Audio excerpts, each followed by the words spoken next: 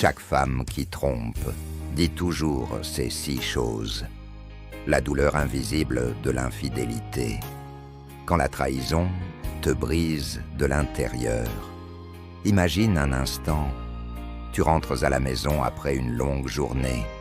Tu as travaillé dur, tu penses que ta femme t'attend, qu'elle sera contente de te voir, qu'elle a préparé le dîner. Mais tu sens une distance, un regard fuyant, un téléphone qu'elle garde toujours face cachée, un mot de passe qu'elle a changé sans te le dire. Et là, un doute commence à s'installer. Ce doute, mes frères, mes sœurs, c'est comme un poison. Il commence petit, mais il grandit chaque jour. Tu te demandes pourquoi elle répond toujours aux messages dans la salle de bain. Pourquoi elle rit à un écran, alors qu'avec moi, elle est devenue froide. Pourquoi elle se maquille soudainement plus qu'avant. Pour qui?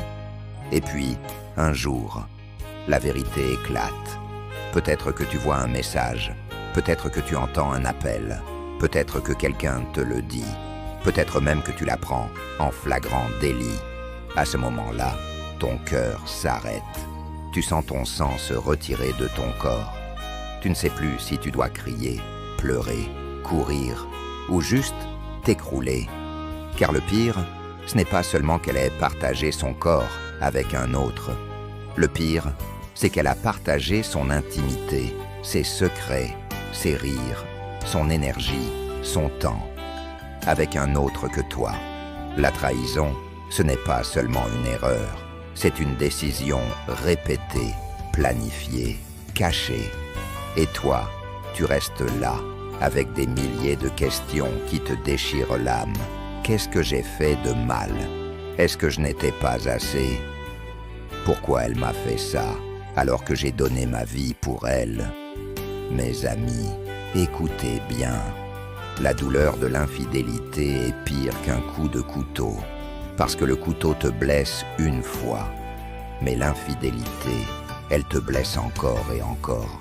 Chaque fois que tu y repenses, chaque fois que tu fermes les yeux, chaque fois que tu regardes la personne qui a juré de t'aimer, mais qui t'a trahi. Et ce qui est encore plus cruel, c'est que presque toutes les femmes qui trompent utilisent toujours les mêmes excuses, les mêmes phrases, les mêmes justifications. Elles ont un langage commun, comme un scénario répété 1000 fois dans le monde entier. Tu sais ce que ça veut dire? Ça veut dire que si toi aussi, tu as entendu ces phrases, tu n'étais pas fou, tu n'étais pas parano, tu n'étais pas seul. La vérité, c'est que chaque femme qui trompe finit par dire ces 6 choses. Elles changent peut-être quelques mots, mais le sens est toujours le même. Et ce soir, je vais te les révéler. Non pas pour que tu sois dans la haine, mais pour que tu sois dans la vérité. Car la vérité, même si elle fait mal, libère. Mais avant d'aller plus loin, laisse-moi te poser quelques questions profondes. Combien ici ont déjà senti qu'ils donnaient tout dans une relation, mais recevaient le vide en retour? Combien ici ont déjà eu l'impression d'être trahis, humiliés, rejetés, alors qu'ils n'avaient rien fait pour mériter cela? Combien ici savent ce que c'est que de dormir à côté de quelqu'un qui ne t'appartient déjà plus? Tu vois, je ne parle pas d'une théorie. Je parle d'une réalité que des millions d'hommes vivent en silence. Ils sourient un temps public, mais à l'intérieur, ils pleurent. Ils perdent les factures, ils portent la famille, mais dans le secret de leur cœur, ils se demandent « Pourquoi elle m'a fait ça ?» Et là, mes amis, c'est le moment où les fameuses 6 phrases apparaissent. 6 phrases qui sont comme des couteaux, mais emballés dans du papier doux.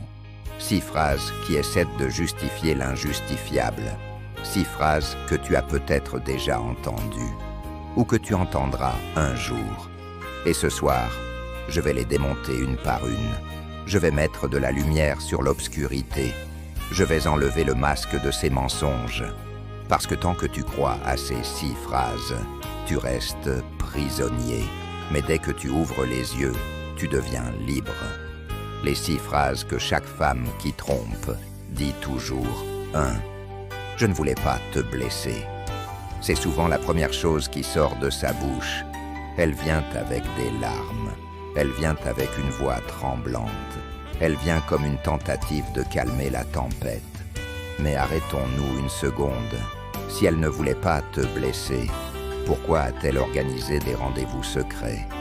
Pourquoi a-t-elle supprimé des messages? Pourquoi a-t-elle caché un téléphone sous l'oreiller? Exemple de dialogue. Lui. Pourquoi tu as fait ça? Elle. Je ne voulais pas te blesser. Lui. Mais tu savais que ça allait me détruire. Elle. Je ne sais pas ce qui m'a pris. Derrière cette phrase, il y a une tentative de diminuer la responsabilité. C'est comme si elle voulait dire « Oui, j'ai trahi, mais ce n'était pas contre toi. » Mais la vérité est claire. Chaque acte d'infidélité est une blessure volontaire. On ne tombe pas par accident dans les bras d'un autre. C'est un choix. Petite histoire. Un homme m'a dit un jour, elle m'a répété 1000 fois, « Je ne voulais pas te blesser, mais moi, chaque nuit, je me réveillais avec le cœur en sang. » Alors je lui ai répondu, « Si tu ne voulais pas me blesser, tu n'aurais pas pris ce chemin. » 2. C'est toi qui m'as poussé à faire ça. Voici la phrase la plus toxique, la culpabilisation. Au lieu d'assumer, elle retourne la faute sur toi. Exemple classique, tu ne m'écoutais plus. Tu étais trop occupé avec ton travail. Tu ne me faisais plus sentir femme. Dialogue réaliste, lui. Pourquoi tu m'as trahi? Elle. Tu ne me donnais plus d'attention. Tu m'as poussé dans les bras d'un autre. Non, mes amis. Rien, absolument rien, ne justifie l'infidélité. Si elle manquait d'amour, elle pouvait parler. Si elle se sentait négligée, elle pouvait demander de l'aide. Mais tromper, c'est choisir la facilité et le mensonge. Illustration. C'est comme si un voleur disait « Si j'ai volé ta maison, c'est de ta faute. Tu avais laissé la fenêtre ouverte. » Absurde, non? 3e. Ce n'est pas ce que tu crois.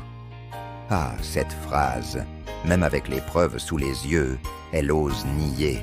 C'est la tentative de t'embrouiller. Dialogue typique. Lui. Qui est cet homme dans ton téléphone? Elle. Ce n'est pas ce que tu crois. Lui. Mais il t'appelle bébé. Elle. Il plaisante seulement. C'est une manière de créer le doute, de faire croire que tu es peut-être paranoïaque. Mais la vérité, c'est que quand les choses sont claires, elles sont claires. Cette phrase est un écran de fumée. Petite histoire. Un mari a trouvé sa femme dans une voiture avec un autre homme, main dans la main. Quand il a ouvert la portière, elle a dit « Ce n'est pas ce que tu crois. » À ce niveau, ce n'est plus une excuse, c'est du mépris. 4e. Ça ne voulait rien dire. C'est une phrase qui fait très mal, parce qu'elle minimise la gravité. Mais réfléchis. Si ça ne voulait rien dire, pourquoi cacher? Pourquoi mentir? Pourquoi protéger quelqu'un qui ne voulait rien dire? Dialogue typique. Lui. Tu as eu une relation avec lui? Elle. Oui. Mais ça ne voulait rien dire. Lui. Alors pourquoi tu as détruit notre mariage pour quelque chose qui ne voulait rien dire? Ce mensonge est dangereux, car il cherche à réduire ta douleur, comme si ton cœur devait l'accepter plus facilement. Illustration. C'est comme si quelqu'un mettait le feu à ta maison et te disait « Ce n'était pas sérieux, ce n'était qu'un petit feu, mais ta maison est détruite. » 5. Je suis désolé, c'était une erreur. La phrase la plus banale. Mais attention, une erreur est un acte involontaire. Une trahison, c'est répétitif, organisé, intentionnel. Exemple, pour voir cet homme, elle a écrit des messages, trouvé du temps libre, inventé des excuses, effacé des traces. Ça, ce n'est pas une erreur, c'est une construction. Dialogue typique. Lui. Pourquoi tu as fait ça? Elle. Je suis désolé, c'était une erreur. Lui. Une erreur qui a duré des mois. Une erreur qu'on a répétée 10 fois. Cette phrase est une tentative de banaliser un acte profond. 6. Ça n'arrivera plus jamais. Enfin, la promesse ultime. Le pansement sur une plaie ouverte. Mais la vérité, c'est que si la racine du problème n'est pas traitée, manque de loyauté, absence de vérité, manque de maîtrise de soi, alors cette phrase est un simple mensonge de plus. Dialogue typique. Lui, tu m'as trompé. Comment être sûr que ça ne se reproduira pas? Elle, ça n'arrivera plus jamais, je te le promets. Lui, tu m'avais déjà promis fidélité devant Dieu et les hommes. Pourquoi je devrais encore croire? La fidélité, ce n'est pas une promesse, c'est une discipline, c'est une décision quotidienne. Résumé des 6 phrases. Je ne voulais pas te blesser. Minimisation de la faute. C'est toi qui m'as poussé. Culpabilisation. Ce n'est pas ce que tu crois. Détournement de la vérité. Ça ne voulait rien dire. Minimisation émotionnelle. C'était une erreur. Banalisation d'une trahison. Ça n'arrivera plus jamais. Promesse sans fondement. Et tu vois, toutes ces phrases ont une chose en commun. Elles cherchent à diminuer la gravité de l'acte et à t'empêcher de voir clair. Analyse psychologique et spirituelle. Quand une femme trompe et utilise ces 6 phrases, ce n'est pas au hasard.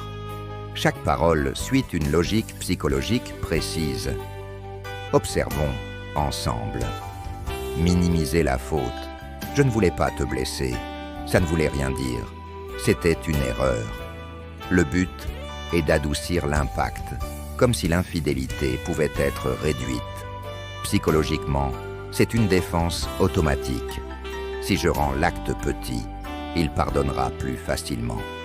Transférer la culpabilité, c'est toi qui m'as poussé. C'est un mécanisme de projection. Au lieu d'assumer, elle renvoie la faute à l'autre. Psychologiquement, c'est une stratégie pour ne pas porter seul la responsabilité. Créer le doute, ce n'est pas ce que tu crois. C'est une technique de manipulation connue, le gaslighting. On veut te faire douter de tes yeux, de tes preuves, de ta raison. Promettre un futur meilleur, ça n'arrivera plus jamais. C'est une tentative de sauver la relation sans réparer les fondations. Psychologiquement, c'est une manière de calmer la colère immédiate. Voilà la vérité. Ces phrases ne sont pas de vraies solutions. Elles sont des pansements psychologiques, des illusions pour gagner du temps, pour éviter la confrontation réelle. Analyse spirituelle, la Bible dit dans Jean 8,44, « Le diable est menteur et le père du mensonge. » Quand une femme trahit et se justifie par des mensonges, elle se met sous l'influence de cet esprit. Mensonge pour couvrir, manipulation pour détourner, justification pour apaiser. Spirituellement, l'infidélité n'est pas seulement une faiblesse humaine, c'est une porte ouverte, une porte par où entre la confusion, la destruction, la séparation. C'est exactement ce que dit Jésus dans Jean 10,10. Le voleur ne vient que pour dérober, égorger et détruire. L'infidélité vole la confiance. Elle égorge la dignité. Elle détruit la famille. Mais attention, mes frères, ne crois pas que c'est toi qui es détruit. Non, ce qui est détruit, c'est le mensonge. Toi, tu restes debout, car ta valeur ne dépend pas de la fidélité de quelqu'un d'autre. Exhortation motivante, écoute-moi bien maintenant. Oui, elle a dit ces phrases. Oui, elle a essayé de minimiser. Oui, tu as souffert. Mais aujourd'hui, tu as un choix à faire. Soit tu restes esclave de ces paroles, soit tu brises ces chaînes et tu avances. Tu dois comprendre ceci. Son infidélité ne définit pas ta valeur. Ses mensonges ne détruisent pas ton identité. Sa trahison n'efface pas ton avenir. Peut-être que tu t'es dit « Je ne retrouverai plus jamais confiance ». Mais je viens te dire, la confiance renaît, pas avec elle, mais avec Dieu et avec toi-même. Peut-être que tu t'es dit « Je ne mérite pas l'amour », mais je viens te dire « Tu mérites un amour vrai, un amour fidèle, un amour sincère ». Peut-être que tu t'es dit « Ma vie est finie », mais je viens te dire « Ta vie commence là, où le mensonge s'arrête ». Image puissante. Imagine un aigle. Un aigle peut perdre quelques plumes dans la tempête, mais l'aigle ne reste jamais cloué au sol. Quand la tempête arrive, il ouvre ses ailes et il s'élève encore plus haut. Toi aussi, tu as perdu quelque chose dans cette trahison. Mais tu n'as pas perdu tes ailes. Tu peux encore voler. Tu peux encore t'élever. Témoignage 1. Jean, l'homme qui a tout donné. Jean avait 42 ans. Un homme travailleur, sérieux, honnête. Il se levait chaque matin à 5 heures. Il prenait 2 bus pour arriver à son travail. Et chaque soir, il rentrait fatigué, mais avec le sourire, parce qu'il croyait construire quelque chose de beau avec sa femme. Pendant des années, il a payé les factures, il a acheté une petite maison, il a fait des sacrifices. Il croyait que sa femme comprenait ses efforts. Il croyait qu'elle était fière de lui. Un soir, par hasard, en cherchant son chargeur de téléphone, il est tombé sur un message d'un autre homme. Le message disait « Merci pour hier soir, tu m'as rendu heureux ». Jean raconte « J'ai senti mon cœur s'arrêter, mes mains tremblaient, je n'arrivais pas à respirer. Je me suis dit « Non, ce n'est pas possible, pas elle ». Quand il a confronté sa femme, elle a dit « Ce n'est pas ce que tu crois. Je ne voulais pas te blesser, mais les preuves étaient là. » Et Jean s'est effondré. Pendant des mois, il a sombré dans une dépression silencieuse. Il continuait à aller au travail, mais son âme était vide. Il a perdu du poids. Il n'arrivait plus à sourire. Mais un jour, il a pris une décision. Je refuse de mourir à cause de quelqu'un qui a choisi le mensonge. Ma vie a de la valeur, même si elle n'a pas su le voir. Aujourd'hui, Jean est un homme debout. Il n'est peut-être plus avec elle, mais il est avec lui-même. Et il dit, « La fidélité, ce n'est pas ce que tu attends de l'autre, c'est ce que tu décides d'avoir en toi. » Témoignage 2. David, le pardon impossible. David avait 36 ans. Un homme doux, attentionné, très amoureux de sa femme. Il pensait qu'elle était son âme sœur. Un jour, il a découvert des appels à des heures étranges. Il a fait semblant de ne pas voir. Puis, un parfum inconnu sur ses vêtements. Il a fait semblant de croire à ses excuses. Mais un soir, en ouvrant son téléphone, il a vu les messages. Des mots d'amour, des photos, des projets avec un autre homme. Quand il l'a confrontée, elle a dit « Je ne voulais pas te blesser. » C'était une erreur. David raconte « Je l'aimais tellement que j'ai essayé de pardonner. Je me suis dit « L'amour peut tout supporter. » Mais chaque fois que je la regardais, je revoyais les images, les messages. Chaque fois qu'elle me disait « Je t'aime », j'entendais sa voix dire « Je t'aime » à un autre. J'étais prisonnier. Après un an de lutte intérieure, David a pris une décision douloureuse, partir. Il dit « Je n'ai pas quitté parce que je ne l'aimais plus. J'ai quitté parce que je ne pouvais plus me trahir moi-même. » Aujourd'hui, David est libre. Il n'a pas retrouvé une autre femme, mais il a retrouvé lui-même. Et il dit à tous les hommes « Si tu ne peux pas pardonner, ce n'est pas une faiblesse. C'est parfois une question de survie. » Témoignage 3. Marc, la reconstruction. Marc avait 50 ans. Un homme d'expérience, respecté, père de 3 enfants. Il croyait que sa vie était stable, qu'il avait réussi.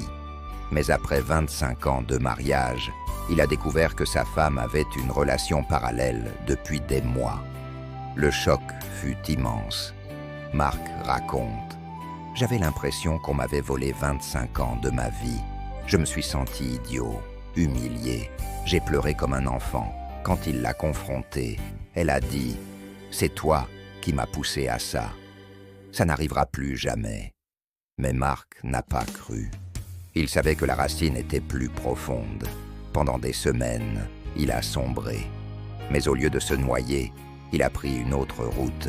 Il s'est rapproché de Dieu. Il a commencé à prier, à lire la Bible, à chercher la guérison spirituelle. Il dit « Un jour, j'ai compris que pardonner ne voulait pas dire rester. Pardonner voulait dire libérer mon cœur du poison. J'ai pardonné, pas pour elle, mais pour moi. Aujourd'hui, Marc vit en paix. Il dit « La trahison ne m'a pas détruit. Elle m'a reconstruit. Elle m'a appris que ma force ne vient pas des autres, mais de Dieu en moi. » Le point commun de ces témoignages. Dans chaque histoire, on retrouve les mêmes phrases. Dans chaque histoire, on retrouve la même douleur. Mais dans chaque histoire, on retrouve aussi la résurrection intérieure. Car mes frères, mes sœurs, l'infidélité peut détruire une relation, mais elle ne peut pas détruire ton destin. Conclusion motivante et percutante. La vérité face aux 6 phrases. Mes amis, vous avez entendu les 6 phrases que chaque femme qui trompe dit toujours. Je ne voulais pas te blesser. C'est toi qui m'as poussé. Ce n'est pas ce que tu crois. Ça ne voulait rien dire. C'était une erreur. Ça n'arrivera plus jamais. Toutes ces phrases ont un seul but.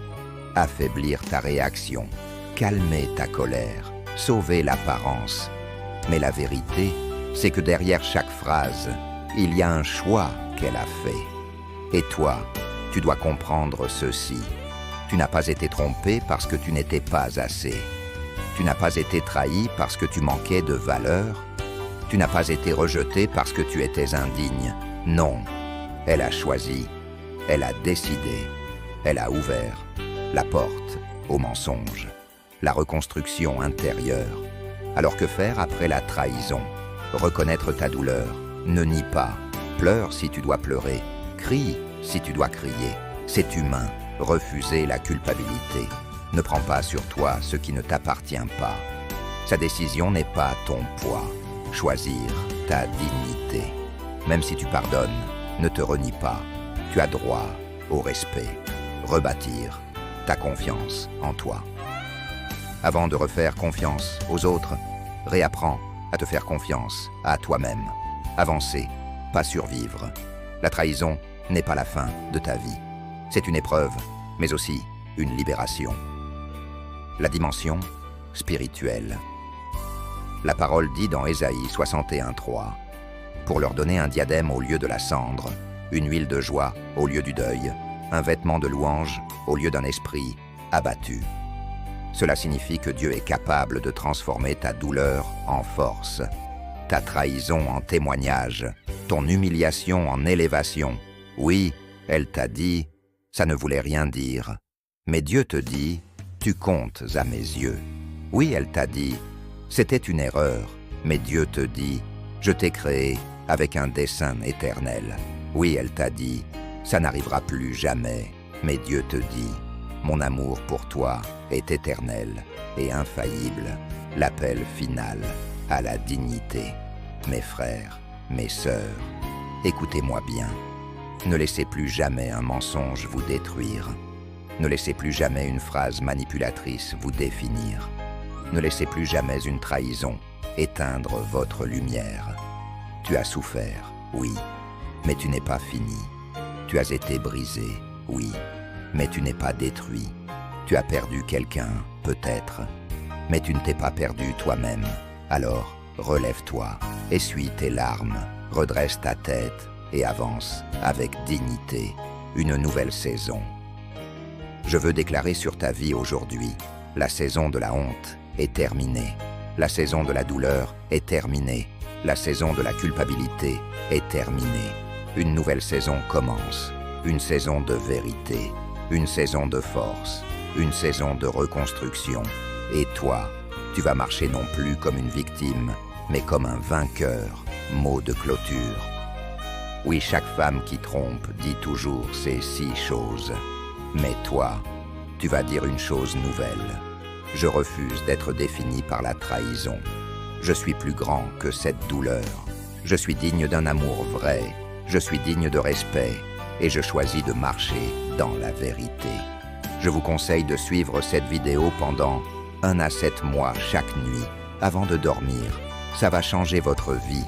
Et la délivrance sera votre partage de chaque jour. Laissez vos commentaires, likez et partagez le vidéo. Et si vous n'êtes pas encore abonné sur notre chaîne, abonnez-vous surtout, n'oubliez pas d'activer la cloche des notifications. Restez branchés sur votre chaîne chaque jour le matin et le soir pour le nouveau numéro. C'était votre humble serviteur prisonnier de Jésus-Christ, l'évangéliste John Isra Le Machiese.